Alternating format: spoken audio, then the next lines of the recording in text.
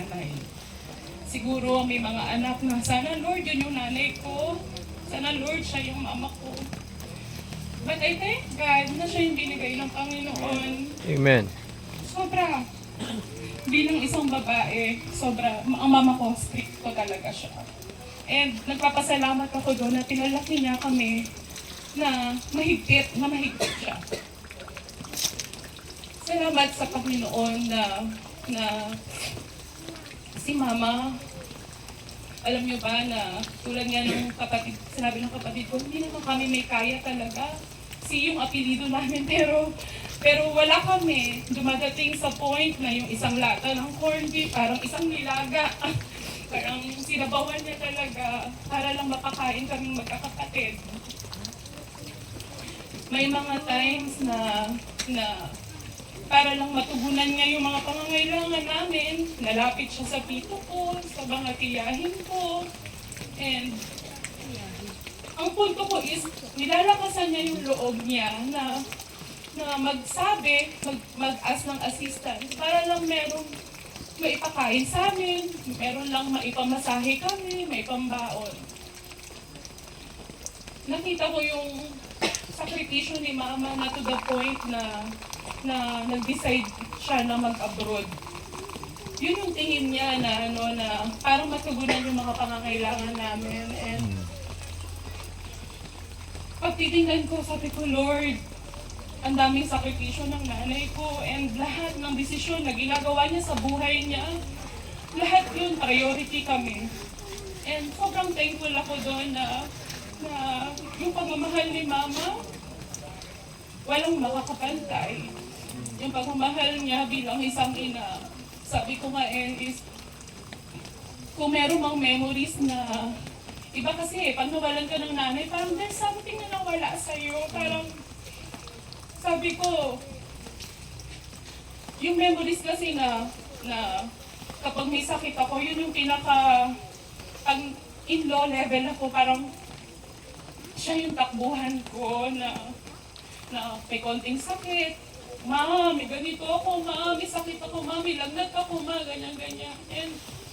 And ewan ko, hindi ko yun, di ba parang, hindi ko yun, diretsyo nanay ko, kausap ko yan, kahit ganito na ako, kahit may asawa na ako, ma, ganito ako, ma, dinudugo ako, ma, ganito. And ngayon, wala na akong masabihin ng gano'n. Para bang bata na may tinakbuhan. And parang, yun nga, parang malaki yung nawala sa akin. And yet, sobrang nagpapasalamat ako sa Panginoon sa pagmamahal ng nanay ko na yun. And salamat na binigyan ako ng Panginoon ng pagkakataon na magkaroon ng isang ina na katulad niya. And yun nga, maraming times na maraming pagsubok kami sa pamilya namin. And isa to na nagkaroon nga siya ng sakit. But looking at the brighter side, sabi ko, Lord, ito yung times na nagiging closer kami. Kasi lumaki ako sa isang pamilya na hindi naman ganun ka-sweet. Wala akong naririnig na I love you. Walang ganun sa tatay ko, sa nanay ko. Hindi ko alam in their private time. Pero hindi kami lumaki ng ganun. So, itong nagkasakit siya, we learn to tell her or to message her na love you ma, gano'n. And even to the point nung deathbed niya na kahit yung hirap na siyang huminga, sabi ko, ma, I love you. Sabi niya, love you. Gano'n siya. And sobrang sarap sa feeling na masabi mo yun bilang isang anak.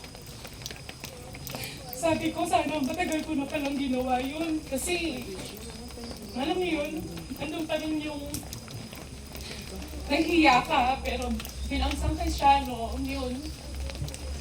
But thank God na nabigyan ako ng pagkakataon na Panginoon na ma-express sa mama ko po yun.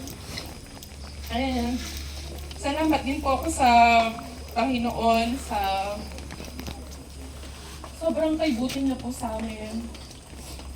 Sabi nga dun sa verse kagabi na binanggit ni Tito Dondon na sabi ay na kung ano yun, kung nandito ka lang, hindi siya mamamatay. Pero kung nandun lang yung presence ng Panginoon. Pero alam niyo po, kahit namatay yung nanay ko, never ko pong nakita o naramdaman yung absence ng Panginoon sa amin. Sobrang kay buti niya po, lahat pinrovide niya. Sobrang-sobra. Sabi ko nga kay Ate Jean, sabi ko, Te, while nasa hospital kami, sabi ko, Te, sobrang buti ng Panginoon. Kasi alam mo, kung nagkulang siya, kakapalan ko yung mukha ko na lumapit sa'yo na, Te, nahiramin mo kami, ganyan.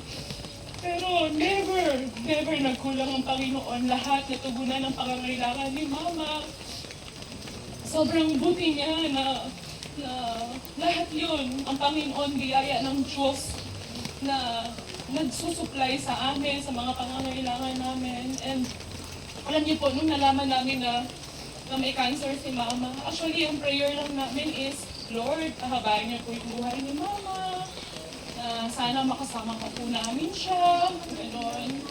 Pero looking sa kanya nitong past month, sabi ko, kasi pag bitray ako, ganun lang na puro pahabain. The truth is, in-answer na ng Panginoon yun kasi yung buhay niya, being a stage 4 cancer patient, sabi ng doktor, 1 year lang. It can be lesser than a year. Pero alam niyo po, umabot si Mama ng 4 na taon. And sobrang pasalamat sa Panginoon na binigyan niya kami pa ng time para maging close to our mother. Mapasaya siya in our little ways.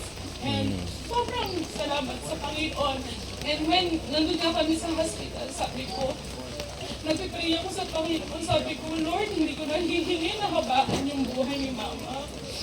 Ang sa akin ng is, gumisan siya sa mundo nito na not in pain. Sabi ko, Lord, I'm letting her go. Actually, iyak ako nang iyak kasi that's the first time na na-utter ko na I'm letting her go, Lord. Sabi ko gano'n. And then, after 3 hours, yun nga, peacefully na nawala si Mama. And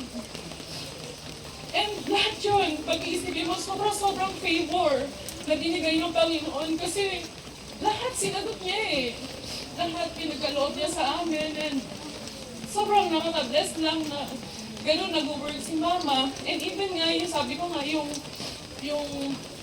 itong cancer na, itong kasakit na binigay kay Mama is, it made her closer to God. It made her na kumipende sa Panginoon. Even to the point na nakaalam siya ng truth. And sabi ko, yun lang naman yung greatest, plea ko sa Panginoon na ang nanay ko na maging saved. And thank God na saved siya. When I say saved is, she is going to heaven. And she's in heaven right now, I think. Amen. And salamat sa Panginoon na binigay niya yung pagkakataon na magkaroon kami ng Bible study every Thursday. And alam niyo po, si Mama, third death na po yan sa family namin. First, yung panganay namin. And alam niyo po, nung nangyari po yun, hindi ako halos umalis sa gabi ng kuya ko kasi talagang hindi ako halos kumakain. Parang nandun ako sa gilid, naiyak ako ng iyak. Nung second, si Papa, ganun din halos. Sakit ulo ko.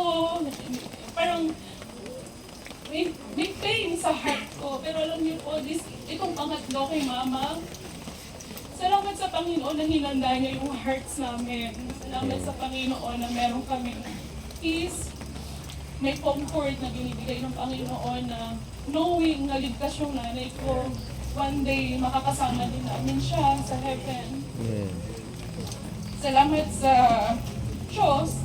Siguro baka sasabihin ng mga pinsan ko, mga tiyahin ko, si Cindy, parang hindi masyadong umiiyak. Alam niyo po, comforted ako ng Panginoon. Sobra. Hindi lang yung,